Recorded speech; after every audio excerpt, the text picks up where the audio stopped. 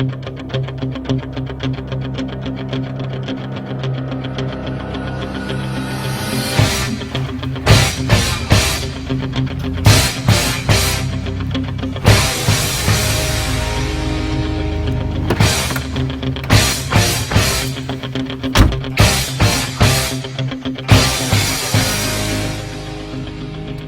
días amigos, en este video voy a explicarles cuál es el problema que tiene mi BMW Z4 2008 Roadster. Cuando insertamos la llave y damos a encender el vehículo no enciende, debido a que tiene un problema que está ubicado justamente debajo del timón. Hemos comprado este repuesto mediante eBay, el cual nos costó aproximadamente $16 más su envío.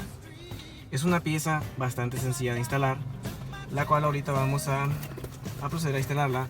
Necesitaremos un destornillador Phillips,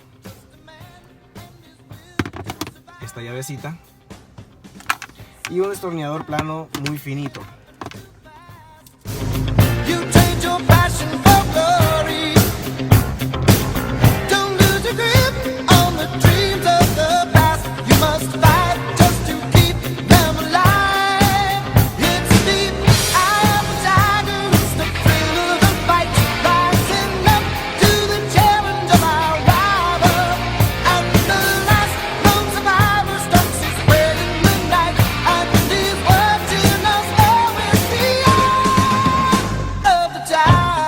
Bien amigos, como podemos ver, aquí está la pieza, la hemos cambiado por la nueva. Ahora vamos a proceder a darle a encender el motor.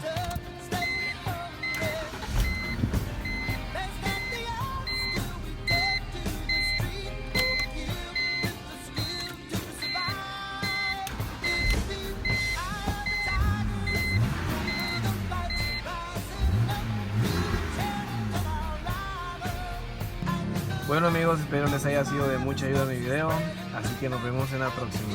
Saludos.